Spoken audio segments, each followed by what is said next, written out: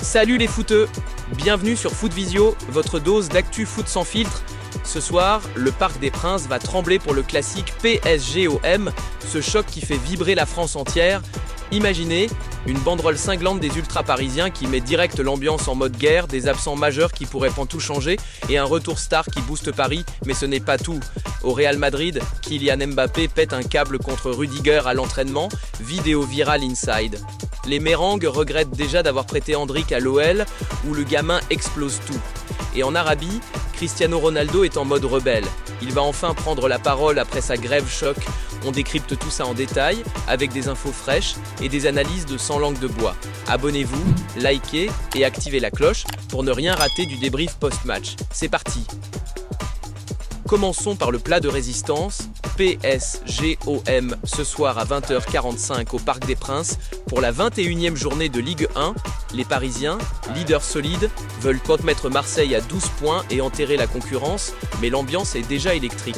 Les ultras du collectif Ultra Paris, CUP, ont déployé une banderole cinglante à l'extérieur du stade, au niveau de la tribune Auteuil, chantez comme vous les haïssez, un message clair et direct pour chauffer les supporters parisiens avant l'ouverture des portes. C'est le ton de la soirée, rivalité historique à fond, avec une mobilisation massive pour ce rendez-vous mythique. Mais attention, ce n'est pas seulement du folklore, les tensions montent depuis des semaines. Le CUP a appelé les autorités à autoriser le retour des supporters marseillais au parc, critiquant un modèle sécuritaire basé sur les interdictions plutôt que l'organisation. Depuis cette saison, les fans de l'OM sont bannis du parc pour le classique et ça gonfle tout le monde, ultra parisien comme marseillais. Luis Enrique lui-même a lancé un appel au calme en conf. Chaque fois qu'on joue ce type de match, je me rappelle que c'est une ambiance différente. Ce que j'aimerais, c'est de ne pas voir de violence. On cherchera à jouer un match offensif, profiter du match, profiter du jeu proposé par le PSG. Sage, le coach espagnol, mais avec 2000 policiers mobilisés, on sent que c'est tendu. Côté terrain, Luis Enrique a dévoilé son groupe de 21 joueurs et il y a du lourd, ou plutôt du manque. 3 absents majeurs, Achraf Hakimi, suspendu après son rouge contre Strasbourg, Fabian Ruiz, blessé au genou gauche et forfait malgré les espoirs de retour, et Quentin N'Djamtou, out pour plusieurs mois après une opération à l'ischio-jambier droit. Ça fait mal, surtout sans Hakimi, le meilleur latéral droit du monde selon certains, et Ruiz qui apporte de la créativité au milieu. Mais bonne nouvelle, le retour de Kvicha Kvaratskhelia, l'ailier géorgien, absent depuis sa blessure à la cheville contre Newcastle il y a 10 jours, est de retour pour booster l'attaque avec Dembélé, Barcola et les autres.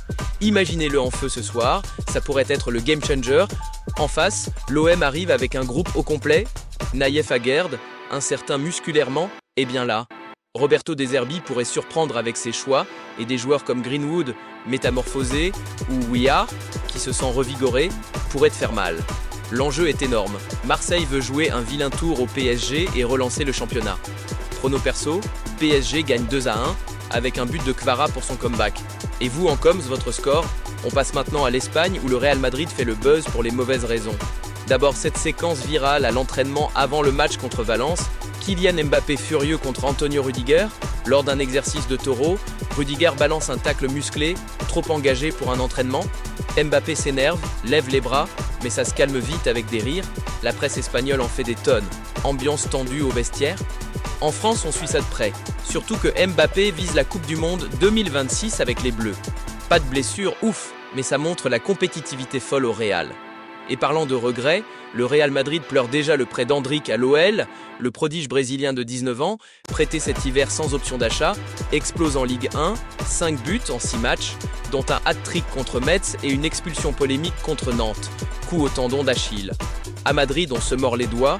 Pendant 1 an et demi, Endrick donnait l'impression d'être un lion en cage. À Lyon, il rugit enfin, dit Marca. Le Real a même une clause pour le rappeler, mais pas de plan pour l'activer, pour l'instant. Sous Xabi Alonso, limogé récemment, il jouait peu. Maintenant, avec Arbeloa, on regrette de l'avoir laissé filer pendant une crise offensive. À l'OL, il brille avec 4 buts et une passe décisive en 3 matchs. Karma pour le Real. Fan lyonnais, vous kiffez, hein?